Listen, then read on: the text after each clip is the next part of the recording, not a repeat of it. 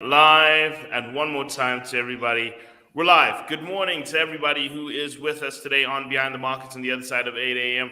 Thank you very much for joining us. It is a special Wednesday. We are post MPC announcement.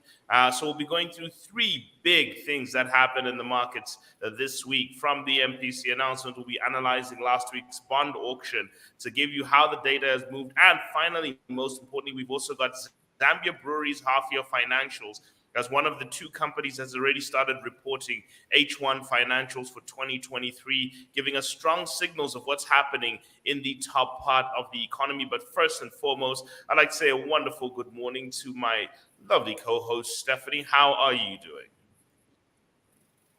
How are you, Munyumba? I've been good. I'm fine, thanks, and we're getting ready to take a trip into where we're supposed to be in terms of targeting our financials. But remember, people, it is the 8th month of the year. We're already really deep into the year, getting towards the end of it. There are 4 more months remaining. The questions everyone has to start asking themselves: portfolio, business, wealth-wise, what is this going to mean for you? What does it translate to? What are you doing to make the best of it, to make the most of it? This is a very important thing. Stephanie, how does the trajectory look for your last third of the year? There's as a person who used to do theater, we used to say that plays are what we call three-act plays. There's the beginning, there's the complication, and then there's the end where we take it to the final conclusion. Now that we're getting into that final act of the year, how's it looking for you, Steph? Honestly, Munyumba, I feel like just taking you back to a soccer game, a football game. Sometimes, when it starts, you can tell how it's going to be, but you don't lose hope as it gets, even when it's actually at 90 minutes, we're always hoping for something better. But sometimes it's easy to tell how the game will end. What I'm trying to say is that with the progress that we've been seeing so far, we're likely to see the year end as it is now. Will the cost of living go below what people expect, or will it continue to go high? Will the prices of commodities continue to be as they are? We're still hoping for good, but for me, I think things are likely to be how they are today. So here's the thing I always tell as many people whenever it comes to macroeconomics and economics in general: control what you can control and focus on what you can control. You have zero control over what people charge in their shops. Zero. Okay. You only have one election decision once every 5 years. And even that doesn't end up changing the things that you wanted to change, no matter how many times you want to will and believe. The reason, Stephanie, why people are so hell bent on this inflation conversation, and I keep saying it all the time, is because no one wants to address the work they're supposed to be doing. And then they'll always give me this scenario. But what about the person at the no. What about you? What are you doing? You as a What are you person. doing A about lot it? of you Yeah. people received your NAPSA payouts. Did you use those NAPSA payouts to pay for enhanced education? Did you go and use those Yeah. things to improve your skills? Or did you just use them to pay bills that you wanted to have paid and that was it? This was the problem with a lot of people. We have short term usage of the resources that are in our hands, and then we're praying for things to get better. The reality is, you have to sort out the things that are internal. Believe you me, inflation affects everyone. It affects me, it affects everyone else. But one of the reasons I choose try not to focus on it is because every time, you know what my response, Stephanie, to whenever I Mm, see the price of something that I use go up, you know what I say to myself? Need to make more mm, money. That's my response. I respond by saying, I need to figure out how to make more money. I need to make sure that I yeah. improve my skills because I cannot have inflation getting the best of me. So it is. I'm not hoping that someone is going to come with a magic wand and reduce my cost of living. All I can ask my politicians is to make sure that inflation is tolerable and it's not moving in the 20s and 30s and those prices. That's what I need to ask of my politicians, not to do anything harmful. But I say this again, Stephanie, the conversation we put up last week, and I'm going to say it again. If you remember the statement I had put up, the video I had put up, the gentleman said, the problem when it comes to inflation is that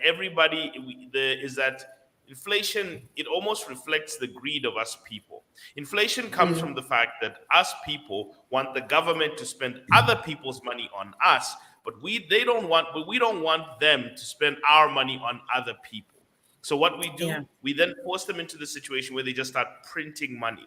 Remember that less than 0.1% of taxpayers in this country pay 80% of the tax bill. Think about that very carefully. Okay, 0.1% of institutions and registered taxpayers pay 80% of the tax bill in this country. What does that tell you? It's that a few people are the ones we're trying to get the government to spend their money on us. But hey, don't ever touch my money. Don't you dare increase any of your taxes so that you take my money and Yeah. spend it on who? Okay, and these are the things. We want the government to just subsidize our life, or to try and improve our life, or to try and make our lives tolerable. This is where the problem comes. Then they start printing money. And when they start printing money, the cost of everything goes up. Okay? Inflation, and I'll say this from a religious perspective, inflation is a punishment. It's a punishment built into the system that if you try and circumvent God's work for food law, God says, by the sweat of your brow, so shall you work. He says, you shall reap what you sow. If you try to circumvent those laws, it is built into the economic system that you will get a lashback with one of the worst inflation spikes. If you try and get the government to then try and overtax big businesses, you know what those big businesses do, Stephanie? They stop hiring you. Now you go from battling inflation to now battling unemployment. And believe you me, no matter how bad you may think the cost of living will be, not having an income is one of the worst things that can ever happen to you. Believe you me, that is worse than the cost of things going up. Every academic stress you want, Stephanie, nobody's killing themselves because of inflation. They're killing themselves because of unemployment. Okay? You Just to cannot say link it to that. suicide. Yeah. You've just reminded me of something. So someone was actually joking with me, was saying, haven't you ever wondered how all these prayers that we do as a country still have not managed to drop the inflation rate? Because and I keep saying to you people, focus less on the environment and focus more on your actions, your policies, the things you are doing yourself. Focus. Okay, having debates and conversations about, no, this is up, this is intolerable, all that, it's not going to do anything for you. I'm just being honest with you. You all Mm. you'll do is lose energy, have a headache, have BP for nothing, because it'll all just continue. All right.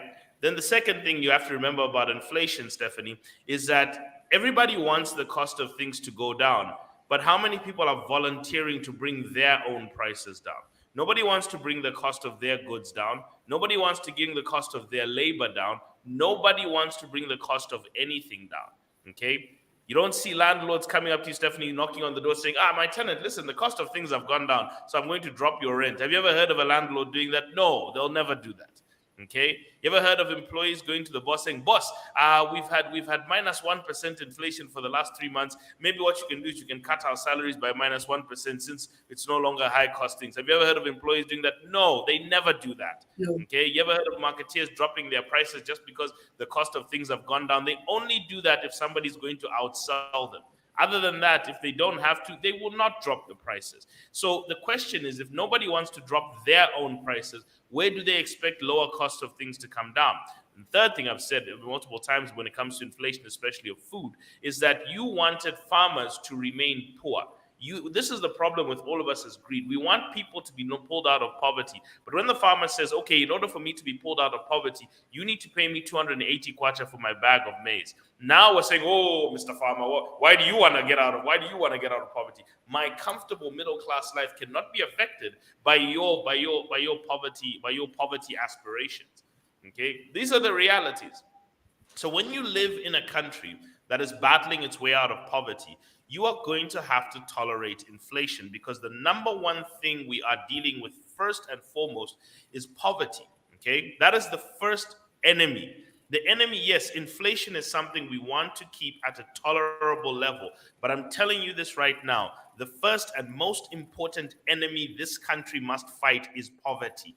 Okay, because it is the most destructive and it is the most confusing force that messes this country up. The first thing we need to take out of the whole bracket and the equation is poverty. And we need to be aggressive about how we get rid of poverty in this country.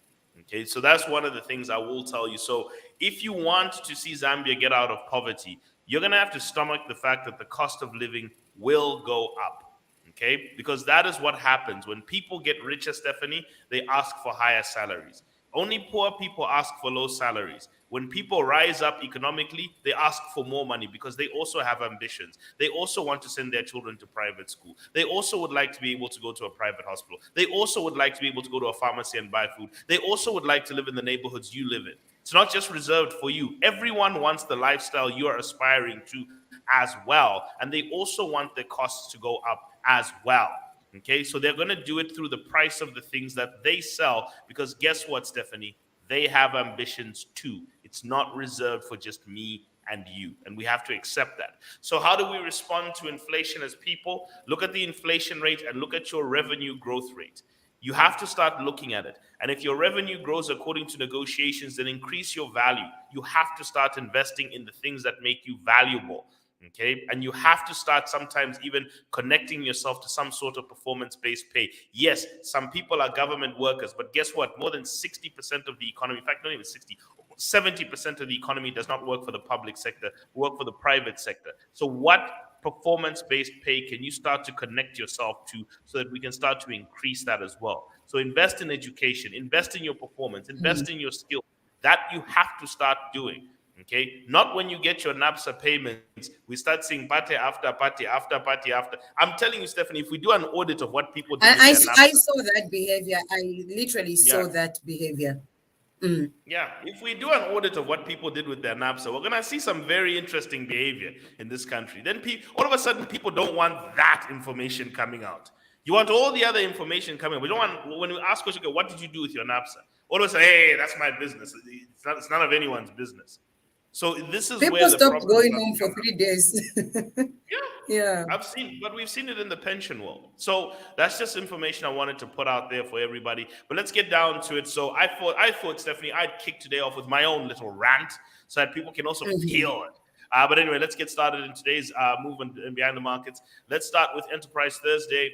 As we go into the market roundup, what are we seeing so far? We're seeing the Kwacha continuing its devaluation. It's gone up above this 1950 down to 1953.9, up 0.19%. We can see a little bit of a slowdown as it's moving into that direction. Now, it is still in a bull run. The dollar is still in a bull run. Yesterday, the stock market was quiet, while the bond market moved positively. Sorry, these things just didn't update, but the bond market did move positively as of yesterday in terms of the updates to bond costs as well. Now, if you look at if you look at the FX market, the rand moved up by 0.68%, up to down 2% year to date, up 1.79% on the week, and down 4.33% on the month. There's a lot of volatility. The rand is highly volatile right now. I think that's one of the biggest concerns.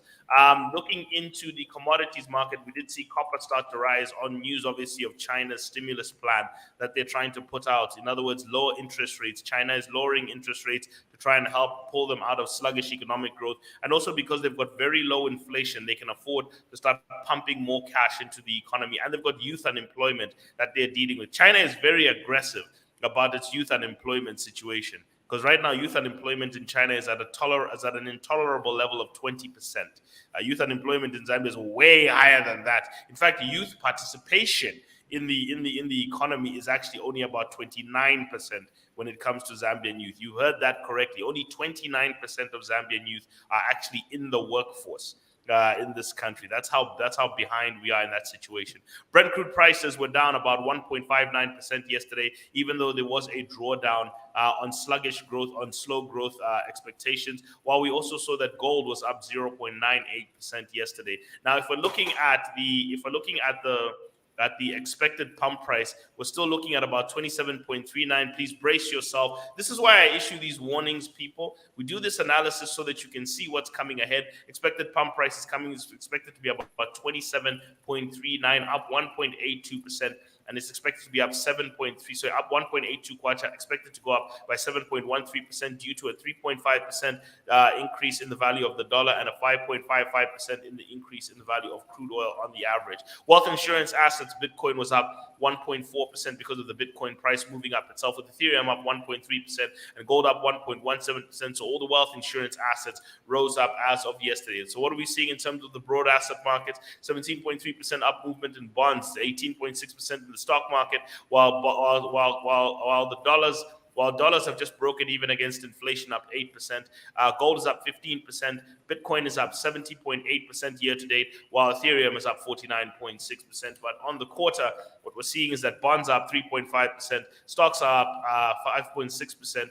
The US dollar is up 11.1%, while gold is up 12%, and Bitcoin and Ethereum are down 4.6% and 3.8% respectively. So this is how they're looking in terms of the quarterly movements in terms of this quarter, or let's say quarter to date. Now, in terms of our four horsemen, yesterday we did see core inflation figures coming out of South Africa coming lower from 5% to 4.7%, while headline inflation dropped from 5.4% to 4.8%, showing that South African inflation is finally getting back into this 4 to 6% target band, and they're going to start probably rolling back interest rates probably next year. So that'll also trigger a lot less inflationary pressure. Crude inventories dropped by 6.3 million barrels, but that still didn't do anything for the price, while Korean PPIs dropped by 0.2%, leading indicators showing that we are seeing prices of electronics and areas like Korea start to come down. In terms of interest rates, we did see that the mortgage interest rates were up by almost 0.16% or 0.15%, from 17.16% to 17.3% on a 30-year mortgage in America. That puts expectations of interest rates up in Zambia, while you're seeing US dollar 20-year bond auctioned higher as well, from 4.05% to 4.04% to 4.5%, meaning that that's going to put pressure on Zambia going upwards as well. We also saw that wholesale German PMIs were also down yesterday. Also dropped into negative, with S&P S&P composite PMIs also dropping down into negative. British, US also slowdowns in their PMI, so economic slowdowns are showing as well, while the manufacturing sector is showing a bit of signs of weakness, except for new home sales, which were up 4.4% from the last month, and new building permits were up 0.1% from a negative of 3.7%. So the housing market in America is still showing signs of some sorts of recovery. But unfortunately, we're still not seeing mortgage applications rising. So all around, we're seeing inflation taming, interest rates elevated, and economic growth, both industrial and general, still slow. So this is a weak economy, and the stagflation mix is still where you put your money. So it's about the decisions we're making about where we put our money. Now, let's get into our daily deep dive, Stephanie. Here's the first one that I'm going to pick out today. Zambia Breweries H1 interim results. So here's a summary of Zambia Breweries H1 interim results. What we've seen is that what we saw yesterday when we looked at the information, we saw that revenue was about 1.83 billion kwacha, up 12.3%, while profit after tax was 249 million kwacha, up 242%. That was a huge jump. Gross margins rose by 10% to 49%. Operating margins rose by 16.8% to 27%, and net margins rose by 9.1% to 14%. In other words, they really managed their costs very well. They rose their revenue and contained their costs, and that's what resulted in a 242% increase in profits. Now, cash reserves did drop by 42% to 165 million kwacha, while operating cash flow, and this is a very important one, did also drop, but it's at 501 million kwacha, earnings per share at 0.9 kwacha per share. Now, one of the good things is that their debt ratio is starting to improve. That's one sign that we're seeing in terms of them. Their debt to current assets ratio is still too high, but it is starting to improve. And their operating profits grew by 191%, all thanks to high sales growth and tight cost control. In other words, cost of inputs were under control, and also cost of managing the business also went under control. So these are the two things they did. They sourced cheaper inputs and they controlled their costs. Now, net finance costs grew by 84%, mainly due to the fact that they borrowed more. Remember that Zambia Breweries is in the middle of a plant expansion. So they're trying to expand their plant right now. There's a 0.3% growth in volumes that was minor, so it was really more of a cost management thing. But really, what they focused on also sustainably was that they're now focusing on smart agriculture, because they've also branched out in their finance. One of the things they pointed out was that they've branched out into Mosi Light, which has cassava in it, and now they're trying to work on the cassava ecosystem into their products that they're working with. So as a company, if you're looking for them as an investment, look at that very carefully, because them now tapping into the cassava ecosystem will now probably work in their favor, because everyone's trying to help do that. Remember, the reason they've done that, remember that the government has put tax incentives on any cassava flavored alcohol or any cassava flavored beverages to try and incentivize cassava growing in this country. So remember, that has tax advantages to it. So because it's had good consumer uptake, that's one of the things they pointed out, they're likely to invest in it heavily, and that'll probably favor them as a more profitable crop, also because it has less tax implications to it.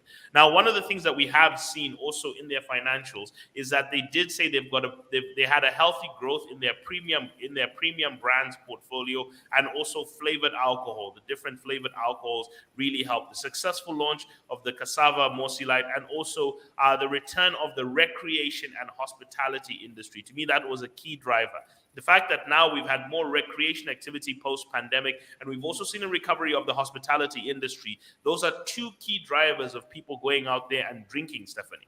That's what drives the consumption there. But one of the key things, I think, for me, the biggest opportunity for them is that when their plant expansion finishes, they will have double the capacity. Now, this is not a company that struggles to sell its products. Alcohol pretty much sells itself in this country. Zambians drink, people. We drink. So that's one of the things that people notice. Yeah, no, we guzzle. But however, one of the still risks for me is the high cost of global barley and wheat. That's a lower risk because their margins have improved, but that's still a high cost for me because wheat is still a big cost around the world. And also forex volatility will hurt some of their packing costs. Now they're trying to work on what they call 360 packaging, circular packaging, where they can now use recycled materials for their product packaging here in Zambia. But even their imported brands, which have actually been growing very well, that's where they might also face some things. But however, I have actually upgraded Zambia Breweries to a positive outlook and a buy rating. I had Zambia Breweries at a hold rating. Now I'm looking at it at a buy rating simply because of their EPS. And I'll go through some of the things here. If you look at their earnings per share as a company, you can see that their profitability has recovered.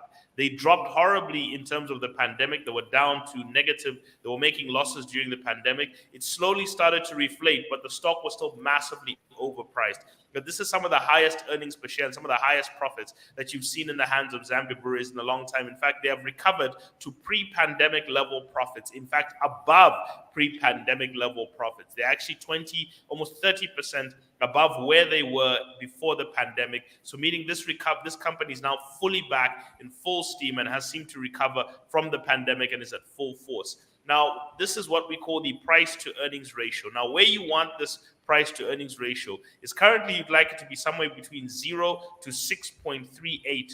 Okay, that's where you want it to be. So if it's above that, it's overpriced. And if it's less than 0, it's obviously in the negative state. You can see that this stock has been overpriced for some time, since 2019. This is the closest 7.86 that it's gotten to the 6.38 threshold. So it's less than 25% overpriced, meaning to me, this stock is now fair price because any income growth can actually now cover this. So this is what we call a fair price. This is what we call close to fair price now. So this is what's affected my rating. So in terms of whether this is what we call a net underpricing of the stock, it is 16.9% overpriced. The company stock is about 16.9% overpriced as to where it should be, and this maybe is where I'm starting to see the change. Now, one of the things that has helped the company up to from 2019 is the recovery of their operating margins. In other words, the operating margins are the profits after you've taken away the cost of products and the cost of operating. So that's what we call the operating profits. Operating profit margins are currently at 27.32, which is higher than pre-pandemic levels of 27.29. It's net profit margins, which are still a little bit below, which are 13.53 versus 22.16. One of the things you have to bear in mind is Zambia Breweries is borrowing heavily to make sure that they fund their new plant. So remember that they've been on an $80 million borrowing binge to fund their new plant, which should double their capacity. So if they can double their sales growth over a period of time, bring out new portfolios of products, which is what we're seeing them announcing and showing that, and it's reflecting in their financials, then we'll probably see that net margin also start to rise in the future. And that to me is where the call for it to now be a buy rating probably starts to come back. But it has recovered its profitability fully since the pandemic. That's one of the things. Remember that the pandemic affected Zambia Breweries shares mainly because, Stephanie, nobody could go out to bars. Remember, we had a former mayor saying they were hugging, dancing, kissing, wah, wah, wah. Then it was a bar. Then he had to shut it down. Those kind of interventions were unfortunately stemming alcohol consumption in this country for them.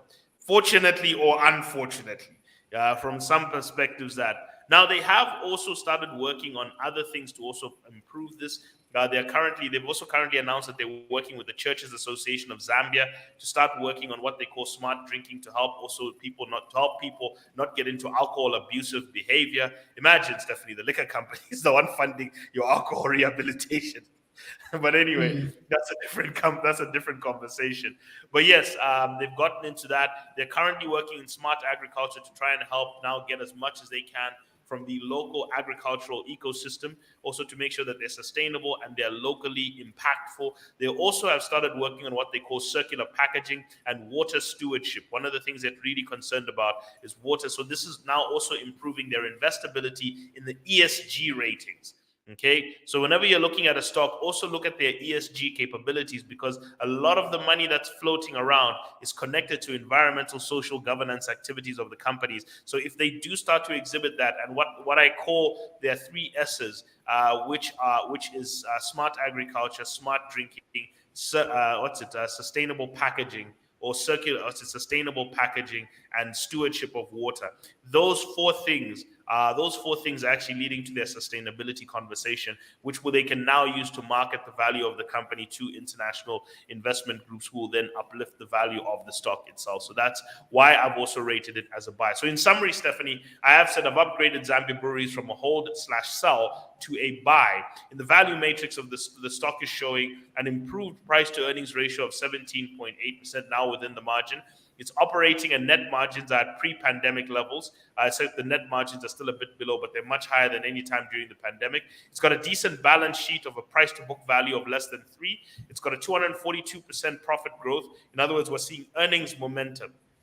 We're seeing momentum in their profitability. Plant expansion, which is due to double the capacity. Thus, we'll see some top-line growth. A diversification of their drinks portfolio and sustainability drive. Now, what is the difference between Zambia Breweries and National Breweries? National Breweries is selling a cheap product in inflationary times. Zambia Breweries is selling premium products.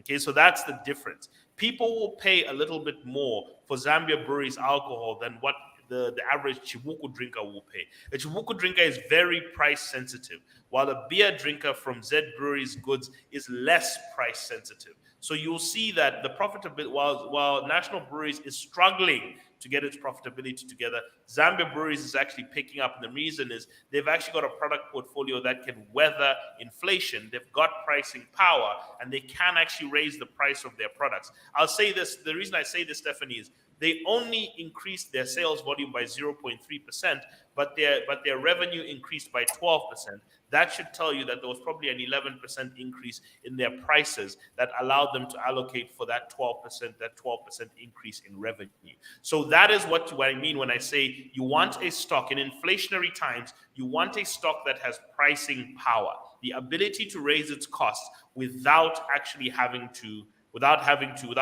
take a loss in its customers. So that's how you pick your stocks very carefully during inflation times. And that's also how you hedge against inflation in your wealth portfolio, using stocks that have pricing power. So you look for stocks inside their financials who can raise their prices without losing sales value. So though the stock is still slightly overpriced, and the cash position is shrinking, I do see that the company's growth and the stronger ESG and CSR focus will improve the investment case for the company as a whole, and therefore that's why I've upgraded it from a hold/sell to a buy rating. It's no longer grossly overpriced, but I'm holding this for a little bit of time. This is a tentative call. This doesn't mean go all in. It's a tentative call. Sit down with your stockbroker, sit down with a financial advisor. You still have to deliberate over this decision. I suggest that before you go rushing into any stock purchase, learn about that stock first. Learn about it first, and then you can start going into considering making a purchase on that stock anyway. So that's the first bit of news that came out yesterday, Stephanie. Big news that came out yesterday was the BOZ Q2 monetary policy announcement. Now, everyone has a thing to say about this. So, and we usually have the usual audience, Stephanie, who will tell us there's no money, and even guys inside the room, they love touting that line. There's no money in circulation. There's no money in circulation. Can I ask a question, people? What does that mean? Like, it's a line everyone likes to say. What does it mean? That there's no money in circulation. And why is that different from before? Yeah. What does that mean?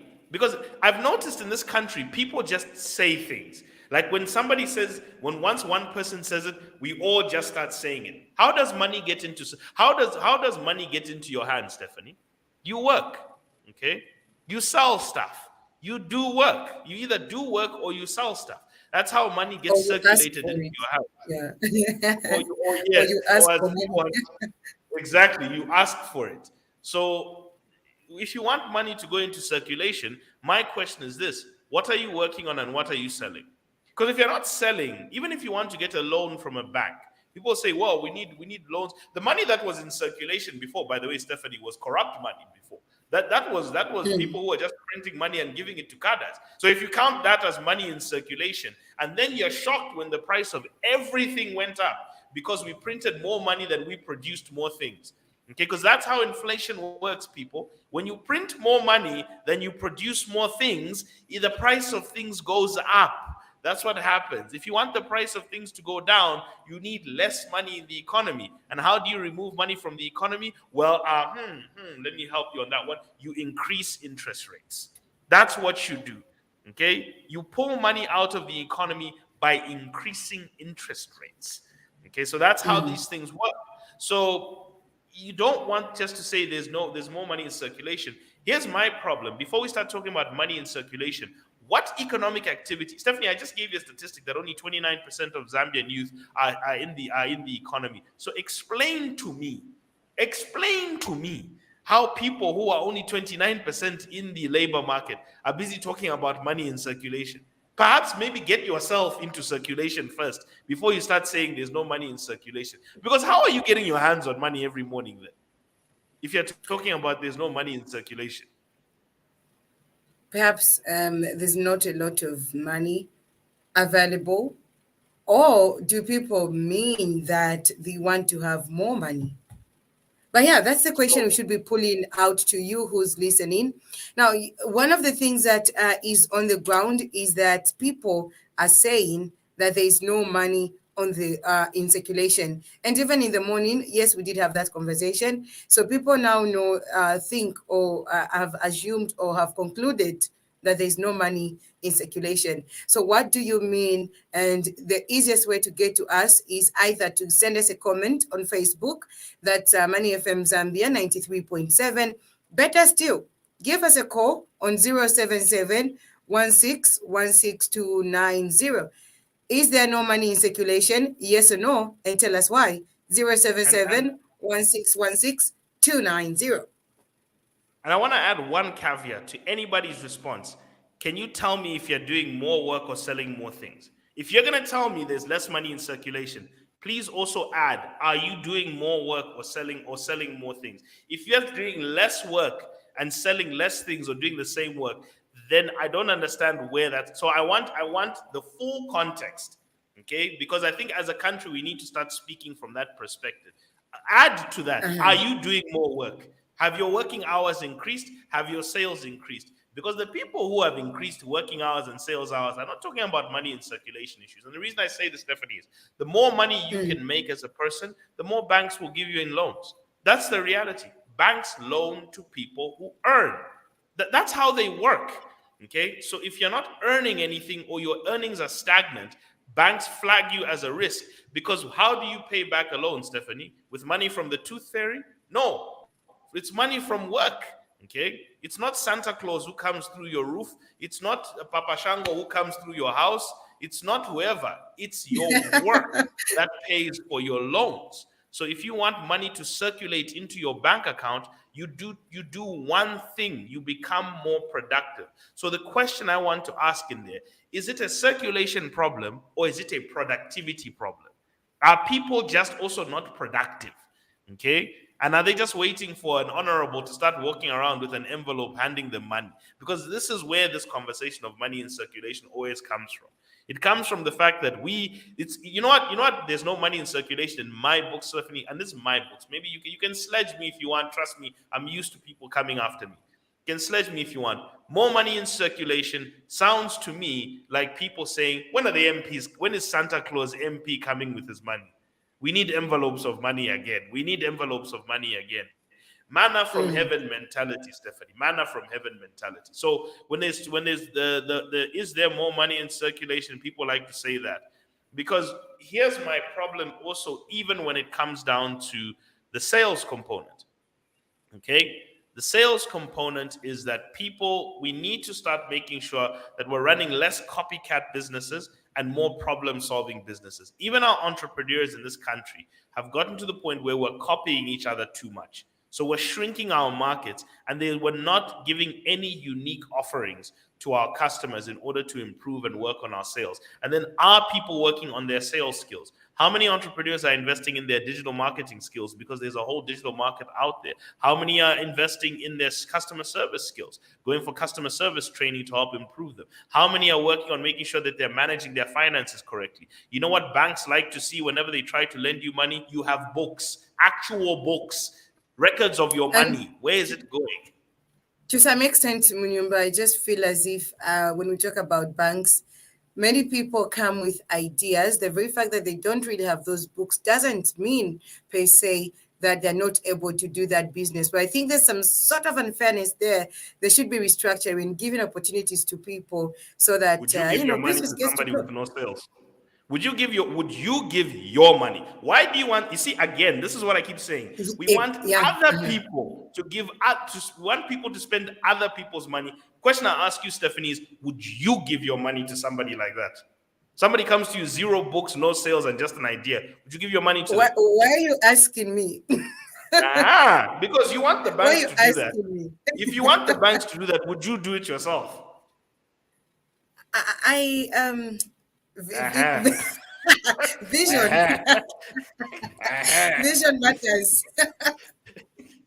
No, I'm not. Look, I'm not saying people shouldn't be able to access startup funding. Most startup funding Yeah, comes yeah. from friends and family. But what I am saying is, let's be very careful about dogpiling on banks when we know ourselves we wouldn't give out that kind of money. How many people complain about giving money to a friend to start a business and they didn't use it correctly? Now you want banks who are more regulated than you to just willy nilly give out money to people who don't have books, who don't keep records, who don't have sales growth, who don't even have a plan for what they're going to do with the money. We have a bank out there, by the way, who just gave out money to anybody, not based on business viability. And right now, DBZ is currently dealing with 98.8% of the loans being delinquent. 98.8%. What does that tell you? Okay. What lesson is that telling you about indiscriminate cash handouts?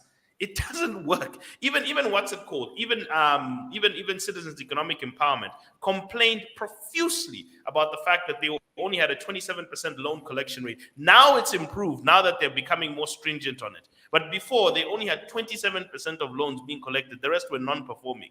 So if we have such low performing rates where people are giving out indiscriminately, and we have microfins closing every so often due to a combination of mismanagement and lack of payments, well, perhaps we need to start thinking, what is the viability of businesses that are going to get loans? Are we training people to sort out the social capital and knowledge capital problems before they go and start looking for loan capital?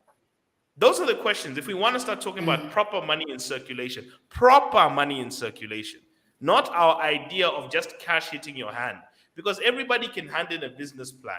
When they get that money in their hand, that business plan is out the window, into the fire, and straight to the car dealership. That's what happens to people. Okay. So this is why, one of the reasons why you are asked to show your sales record, Stephanie, it's also to exhibit that you have discipline with money. Because if you're able to grow your own money, then you can be trusted to grow someone else's money. Okay, because that's what the bank wants. Yeah. They want you to grow their money. They're not giving it to you because they like your eyes and you're just a nice person or you have a wonderful surname. That's not how it works. You've got a business plan and you've got an actual business that is moving and growing. And if they inject their capital into it, they will get a return on that investment, which they can give back to their saver and also to their shareholders. Okay, so that's part of the things we all have to take into consideration. So let's go to let's also go into yesterday's conversation, as we said, about the central bank MPR reading that came out. Sorry about that. We're trying to get that on the screen. There we go. So yesterday we did have the central bank monetary policy reading, and the Monetary Policy Committee agreed to raise the monetary policy rate by 50 basis points to 10%. The decision was informed by the movement of current and projected inflation away from the 6.6 to 8% band. So they're seeing inflation pressure rising. I've actually been saying that I'm expecting inflation to close out this year somewhere between 11 to 13%. That's what I'm expecting inflation to close out this year as. I don't think it'll stay any closer to this 9% band or anything any closer. This is the inflation valley. So we haven't had any inflation drops during this period. We've had actually higher than expected monthly inflation. And in the final quarter, we get a lot more inflation.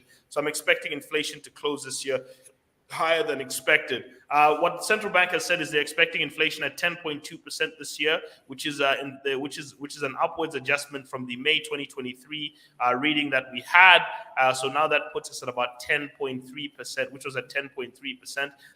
Sorry, it's slightly down. Sorry, we just had a typo there. But it's also an upwards adjustment from the 8.4% for 2024. And it's also expected that inflation will be 9.3% in 2025 due to volatility in the currency, global monetary tightening, elevated grain prices due to regional demand, and higher global food and energy prices. We also did see that the central bank sold $300 million into the market to try and handle the economy, try and handle the FX rate. This is 20% less than the last quarter and 39% less than quarter two 2023 last year. 2022. They've also sold up to year to date $670 million, $77 million into the market, which is 21% less than last year. So they're selling less dollars into the market. The gross reserves also dropped by 6.9% from last quarter and 10% from where they were. And the inflation, the import cover is now at 2.9. Sorry, not million. That's meant to be months. 2.9 months. This is down by 0.4 months and then 0.6 months from where it was last year. We also saw that mining taxes were $242 million. That was collected in quarter two, and $429 million that was collected in the first half of the year. What we've seen is that we've seen mining taxes are down 51.3%. So this is one of the problems of the economy, while we've also seen that total mining taxes also for the quarter are down as well. Simultaneously, we have seen credit grow by 9%. We've seen a 26.83% growth in commercial bank loans from last year. Commercial bank loans are up 26.83% from last year. Government securities are only up 5.97%, meaning private loans are actually growing. Private loans of companies who can actually go to banks and get loans are actually growing faster than government bonds.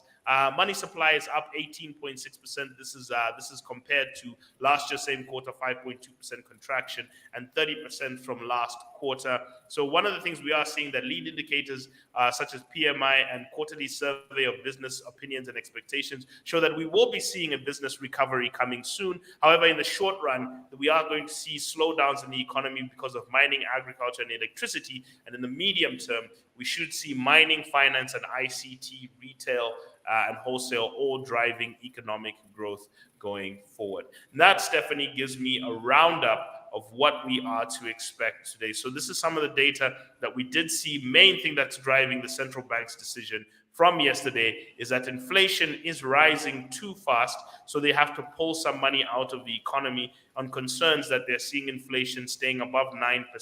I'm actually seeing inflation closing this year between 11 to 13%. And what does that signal to us, Stephanie? Work on your income. Okay? You don't combat inflation by arguing. You combat inflation by working on your income and investing in your ideas, yourself, and enhancing yourself, and also building an inflation-proof wealth portfolio. These are the things you must be focusing on doing. But because you don't want to, it's easier to complain. And I know that it's hard. Your excuses are valid. The issues you're going through are valid. But guess what? Your excuses will not reduce inflation. Okay? No matter how much we complain. That's definitely Exactly.